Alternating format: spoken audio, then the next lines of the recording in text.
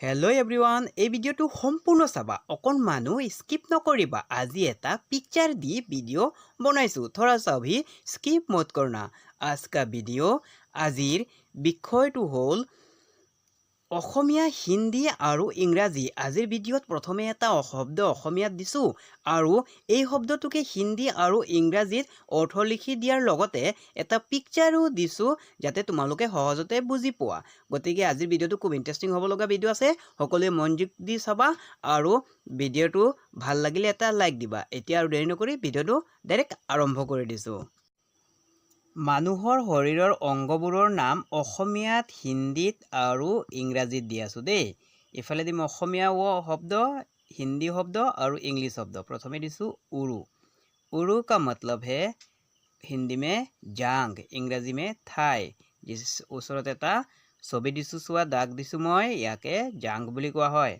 ভৰি ভৰি মানে হ'ল পেৰ বা পাও বুলি কোৱা হয় ইংৰাজীত লেগ বুলি কোৱা হয় এই দাগ দিছোঁ যে একেবাৰে ওপৰৰ পৰা তললৈকে তাকে কোৱা হয় ভৰি পেৰ লেগ দেই তাৰপিছত চোৱা দিছোঁ হাত হাত মানে হ'ল হাত ইংৰাজীত ইয়াকে হ্যান্ড বুলি কোৱা হয় এই ওচৰত কাষত এটা ফটো দিছোঁ চোৱা এইখিনিক জাগাকে হ্যান্ড হাত হাত বুলি কোৱা হয় দেই তাৰপিছত চোৱা দিছোঁ চুলি চুলিৰ অৰ্থ হ'ল হিন্দীতে বাল চুলিৰ অৰ্থ বাল ইংৰাজীত হেয়াৰ হেয়াৰ মানে তোমালোকে নিশ্চয় চিনি পাইছা এইটো চোৱা ছবি ওচৰত দিছোঁ তাৰপিছত দিছোঁ চোৱা মাথা বা মূৰ মাথা বা মূৰৰ অৰ্থ হ'ল হিন্দীত চিৰ ইংৰাজীত হেড এটা দাগ দি দিও এইখিনিক অংশক কোৱা হয় চিৰ বা হেড মূৰ বা মাথা চকু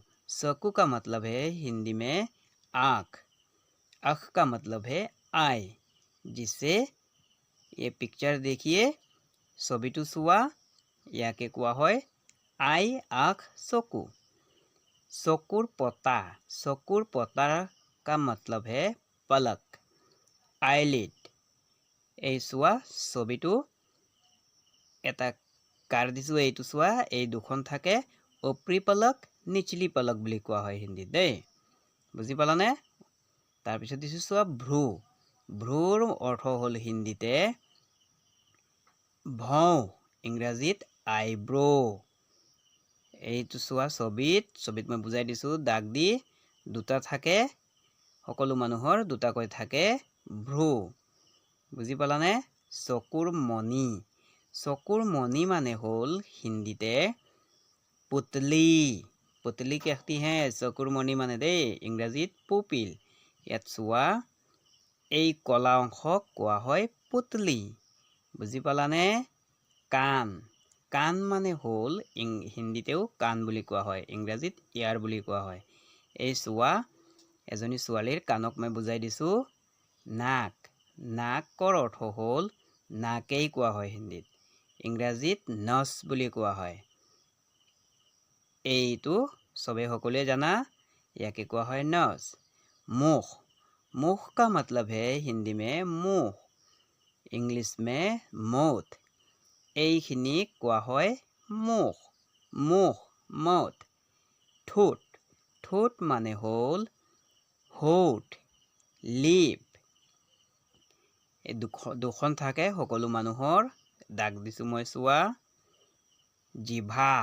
জিভাৰ অৰ্থ হ'ল জিভ ইংৰাজীত টং এটা লগত ফটো দিছোঁ চোৱা জিভা ওলাই আছে এজনী ছোৱালীয়ে দাগ এটা দি দিওঁ ইয়াকে কোৱা হয় टंग जीभ जीभा दांत का मतलब है हिंदी में दांत इंग्राजी में टीथ এটা ফটো দি দিওঁ চোৱা লগতে এইবোৰক কোৱা হয় দাঁত टीथ দেই गाल माने होल हिंदी में भी गाल ही कहते हैं इंग्राजी में चिक বুলি কোৱা হয় এটা ছোৱালীৰ ফটো দিছোঁ আৰু দুটা গাল থাকে সকলো মানুহৰ দাগ দি বুজাই দিছোঁ সকলোৱে বুজি পোৱা দেই তাৰপিছত চোৱা ডিঙি মানে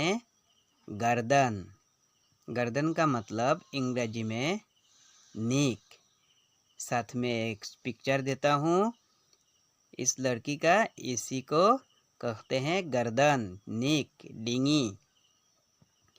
इसके बाद कांध कांध माने हिंदीत कंधा कंधा माने इंग्राजीत शोल्डार। এটা ফটো দিও এই ছোৱালীজনীৰ ফটো দিছো এই সোৱা মই দাগ দি বুজাই দিছো দুটা থাকে কন্ধা শোল্ডাৰ কান্ধ বুলি কোৱা হয় দেই। বুকু বুকু মানে হিন্দীতে ছাতি ইংৰাজীত কোৱা হয় চেষ্ট ব্ৰেষ্ট। দুটা ফটো দিও একেলগে চেষ্ট কোৱা হয় পুৰুষৰ বুকুক আৰু ব্ৰেষ্ট কোৱা হয় মহিলাৰ বুকুক দেই মনত ৰাখিব পাৰিবানে সকলোৱে। তাৰ পিছত দিছো চোৱা পেট পেট মানে হিন্দীটো পেট বুলিয়ে কোৱা হয় দেই ইংৰাজীত ইয়াক কোৱা হয় ষ্টমাক। যেনে এটা ফটো দিছো এই ফটোখনৰ দাগ দিয়া ঠাইখন চোৱা ইয়াকে কোৱা হয় ষ্টমাক पेट पेट दे।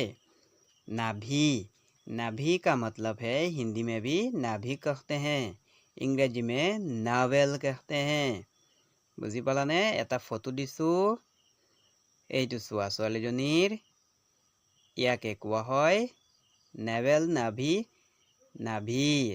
बुझी पालाने पीठी पीठी का मतलब है पीठ इंग्रजी में बैक कहते हैं। एक साथ में पिक्चर देता हूँ এইটো চোৱা ইয়াৰ পিছফালকটোক আমি बैक পিঠি पीठ বুলি কওঁ দেই। तार पाছত दिसु कमर कमर का मतलब है हिंदी में भी कमर कहते हैं इंग्लिश में वाइस्ट कहते हैं। इस लड़की का पिक्चर देता हूँ এই ঠাইখনৰ নাম মই গোলকৈ দাগ দিলো দাগ দি বুজাই দিছো ইয়াকে ওয়েস্ট কমৰ কমৰ कहते हैं। বুজি পালানে অসমীয়া ইংৰাজী হিন্দী তিনিটা ভাষাত কৈ আছো সকলোৱে বুজি পাবলৈ। आठू आठू का मतलब है घटना बा घटनू इंग्रजी में नी कहते हैं। এটা ফটো দিও লগতে এই মানুহজনৰ চোৱা এইটো দুটা থাকে নি ঘটনু आठू বুলি কয় দেই। तार पिছত दिसु हिलाकुटी हिलाकुटी का मतलब है हिंदी में कोहनी कोहनी का मतलब है इंग्रजी में इल्बो। এটা লগতে ফটো দিও এই ছোৱালীজনীৰ দুটা হিলাকুটি আছে চোৱা হিলাকুটি কোহনি ইলবো মনত ৰাখিবা কথাটো দেই। আঙুলি আঙুলি মানে উংলি इंग्रजी में फिंगर। এটা লগতে ছবি দিও এইটো চোৱা হাতৰ ছবি ইয়াতে उंगली पाँच रखते हैं हर आदमी का एक हाथ में। हाँ बुझी पालाने সকলোৱে। इसके बाद में भोरी आंगुली कय इंग्रजीत पैर की उंगली लेकिन इंग्लिश में इसे टो कहते हैं। बुझी पालाने সকলোৱে। এইটো চোৱা उंगली का কোৱা হয় पैर की उंगली মানে ভৰিৰ আঙুলি দেই পাৰিবানে সকলোৱে। ভাল লাগি আছে নে ভিডিও চাই। नोख नोख का मतलब है नोखर अर्थ হল নাখুন নাখুন মানে ইংৰাজীত নেইল। এটা ফটো দিছো ইয়াকে কোৱা হয় দাগ দিছো যে দেখি পাইছানে ইয়াকে কোৱা হয় নেইল নাখুন नोख। तार पिছত চোৱা बाहु बाहु का मतलब है हिंदी में भी बाहु कहते हैं इंग्लिश में आर्म कहते हैं। এটা লগতে साथ में एक पिक्चर देता हूँ एक नहीं दो दे दिया हूँ मैं इस दोनों को कहते हैं बाहु आर्म बाहु दे। तार पिছত चुआ नितंब नितंब का मतलब है हिंदी में कुल्हा पिछवाड़ा। बुझी पालाने इंग्रजी में हिप कहते हैं।